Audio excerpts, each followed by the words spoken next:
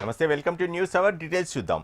తమది లొంగుబాటు కాదని మాజీ మావోయిస్టు అగ్రనేత తిప్పరి తిరుపతి అలియాస్ దేవ్జీ తెలిపారు. తమను తెలంగాణ పోలీసులు అరెస్టు చేశారని చెప్పారు. చట్టపద్ధతిలో పనిచేస్తామని బహిరంగ జీవితంలోకి వచ్చామని అన్నారు. సిద్ధాంతాన్ని రాజకీయాన్ని వదులుకోలేదని అన్నారు. అప్పుడు జనంలోనే ఉంటామంటున్న దేవ్జీతో మా ప్రతినిధి Ramana face to face. Operation Kagar తర్వాత జరిగిన పరిణామాలు మనం చూసాం.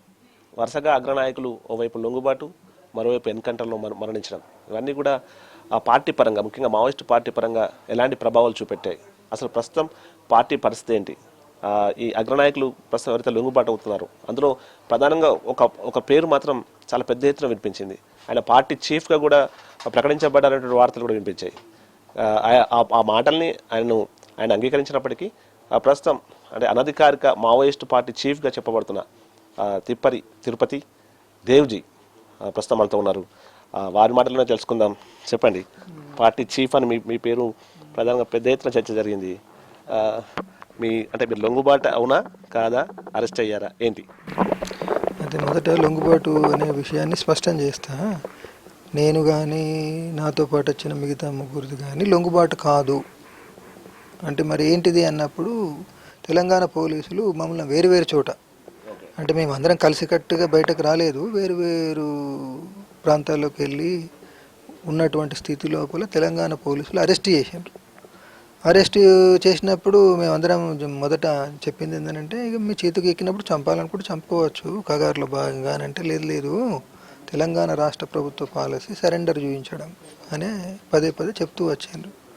ఆ స్థితి లోపల ఏంటంటే బహిరంగ జీవితంలోకి వెళ్ళి ప్రజలను కూడగట్టి చట్టబద్ధ పద్ధతిలో పనిచేద్దామని నిర్ణయించుకొని బహిరంగ జీవితంలోకి రావడం జరిగింది. అంటే ఇప్పుడు సరెండరు అని అంటే ఎప్పుడు సరెండర్ అంటాము అంటే, లోపల మేము ఉండి ఎవరినో రాజకీయ నాయకుల్ని అప్రోచ్ అయ్యి ఇట్లా మేము ప్రభుత్వానికి లొంగిపోవాలనుకుంటున్నాము అంటే సరెండర్.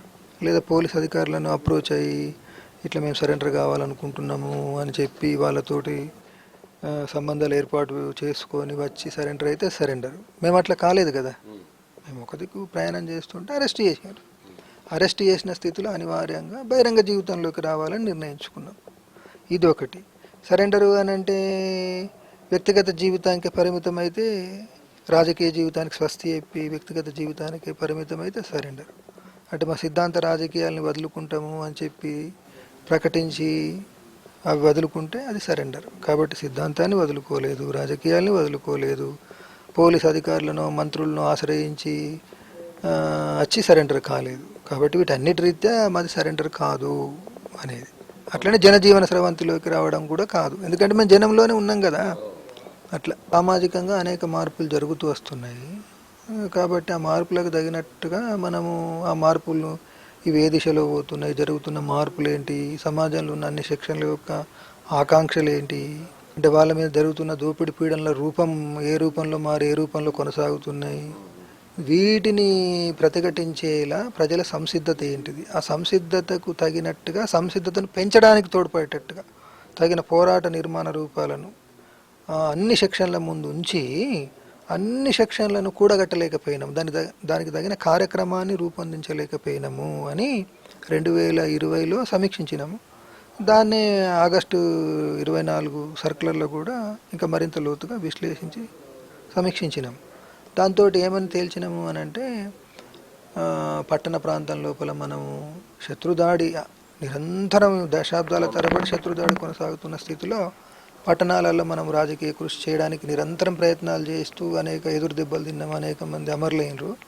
అయినా పట్టణాలని వదలకుండా పట్టణ ప్రజానీకాన్ని ఉద్యమంలో సమీకరించడానికి తోడ్పడేలా మనం కృషి చేయాల్సింది ఉండే. మైదాన ప్రాంత రైతాంగాన్ని కూడా అందుకు సిద్ధం చేసి వాళ్ళను కూడా ఉద్యమం లోపల నిరంతరం కదిలించాల్సింది ఉండే. శత్రుదాడులు కొనసాగడం నిజమే, వాస్తవమే అయినప్పటికీ కూడా ఆ పరిస్థితుల మధ్య కూడా పట్టణ మైదాన ప్రాంత ప్రజానీకాన్ని నిరంతరం ఉద్యమంలో సమీకరించని ఫలితంగా అడవికి ఆదివాసులకు పరిమితమయ్యాము. కాబట్టి ఈ స్థితికి మూలం అక్కడ ఉంది అని సమీక్షించుకోవడం జరిగింది. దీన్ని అధిగమించాలి, అని చెప్పి కూడా అనుకున్నాం. ఈ ఖగార్ అనేటువంటిది పేరు ఖగార్ అని పెట్టినా పెట్టకుండా మేము ముందే 2018లోనే అంచనా వేసి రానున్న రోజుల్లో ఒక పెద్ద మన పార్టీని నిర్మూలించడానికి, విప్లవోద్యమాన్ని నిర్మూలించడానికి భారీ యుద్ధం చేస్తాయి. అంటే కేంద్రంలో ఉన్నటువంటి బీజేపీ ప్రభుత్వం ఉంది కాబట్టి భారీ యుద్ధం జరుగుతుంది. అందుకోసం మనము దండకారణ్యం నుండి బలగాలను రిట్రీట్ చేయాలి ఇతర ప్రాంతాలకు అని ఒక తీర్మానం చేసినాం. అయితే దాని లోతుపాతులు అర్థం కాకుండా దండకారణ్యం నుండి బలగాలు రిట్రీట్ కాకపోవడంతో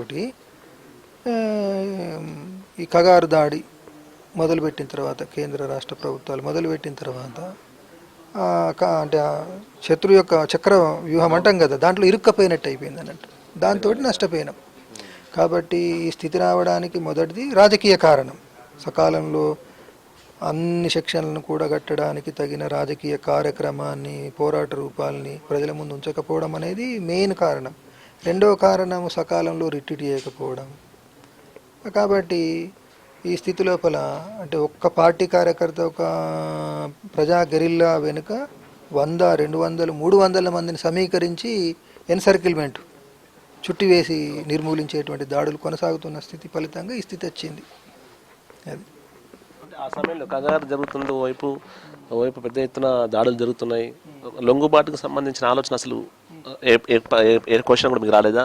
అప్పుడు ఏంటి మీ పరిస్థితి? అంటే పార్టీ లొంగిపోవాలని ఎప్పుడు అనుకోలేదు. అది మన సోను సతీష్లు ఇప్పుడున్న స్థితిలో లొంగిపోతేనే మనం బతకగలుగుతామని చెప్పని వాళ్ళు ముందుకు తెచ్చారు. ఆ టైంలో మీ ఇద్దరి మధ్య లేఖలు, ఆ మాటల యుద్ధం కూడా కొనసాగింది. వాళ్ళు మన లక్ష్యాలు నెరవేరాలంటే ఫస్ట్ మన ప్రణాళికతో బయటకు ఉండాలి కదా అనేది వాళ్ళ మాట. దానికి సంబంధించి అదే అందుకోసమే అంటే ఇప్పుడు పార్టీ సరెండర్ కావాలి అని చెప్పని ఎప్పుడు అనుకోలేదు. వాళ్ళు ఆ నిర్ణయం తీసుకున్నప్పుడు వ్యతిరేకించడం జరిగింది. అది సరైనది కాదు అని. అట్లా అందులో భాగంగానే అది స్టేట్మెంట్స్ ఇవ్వడం జరిగింది. కాబట్టి పార్టీ మొత్తంగా కూర్చుండి సరెండర్గా ఆగుదాము అని ఎప్పుడు మేము చర్చించుకోలేదు. అంతర్గత విభేదాలకు సంబంధించి ఇప్పుడు మీరు అన్నట్టుగానే ఇప్పుడు చాలా వరకు ఆయుధాలు విడిచిపెట్టాలనేది ఒక చర్చ పెద్ద ఎత్తున జరిగింది. కానీ మీలాంటి వాళ్ళు కొంతమంది విభేదించారు. ఇలాంటి అన్ని చర్చలు జరుగుతున్నాయి. ఈ వీటికి సంబంధించి అదే అంటున్నా కదా, ఇప్పుడు ఖగారు మొదలై నష్టాలు జరుగుతున్న స్థితిలో సోను సతీష్లు శత్రుతో చేతులు కలిపి పార్టీని చీలదీసిండ్రు, ఆయుధాలు పట్టుకొని వెళ్ళి సరెండర్ అయ్యిండ్రు. ఇట్లా చేయకూడదు అని అంటే కూడా వాటిని లెక్కలోకి తీసుకోకుండా దాన్ని తిరస్కరించి వాళ్ళు పోయి సరెండర్ అయిన తర్వాత మేము నియంత్రించలేని విధంగా అయిపోయింది. అంటే అప్పటి వరకు ఎవరు కూడా ఆయుధాలతో వెళ్ళి సరెండర్ అయింది లేదు, ఎవరో ఒకటి అర చేసిండ్రు. కానీ ఎప్పుడైతే వీళ్ళు పోయి అట్లా ఆయుధాలతో సరెండర్ అయినరో, సరెండర్ అని అంటే ఆయుధం పట్టుకుంటేనే శత్రువు అంగీకరిస్తాడు, లేకుంటే అంగీకరించాడు అనేటువంటి ఒక భావన ఏర్పడి చాలామంది ఆయుధాలతో పోయి సరెండర్ కావడం మొదలైంది. అంటే నియంత్రించలేకపోయినాం. కాబట్టి వాళ్ళు చేసినటువంటి ద్రోహం అనేది పార్టీకి చాలా పెద్ద నష్టాన్ని చేకూర్చింది. దోపిడీ పీడన లేని సమాజం ఉండాలి. అంటే మనిషిని అవమానానికి గురి కానిటువంటి సమాజం, అంతరాలు లేని సమాజం కావాలి. సామాజిక ఆర్థిక అంతరాలు లేని సమాజం అది ఒక గొప్ప ఆదర్శము. కాబట్టి యూత్కు ఇచ్చే పిలుపు కూడా అలాంటి సమాజం కోసం అందరం సోషల్ మీడియాను ఆయుధంగా ఉపయోగించుకొని కొంతమంది చేయొచ్చు, రాత ద్వారా కొంతమంది చేయొచ్చు, పాట ద్వారా కొంతమంది చేయొచ్చు, వీధుల్లోకి వచ్చి పోరాటం చేయొచ్చు.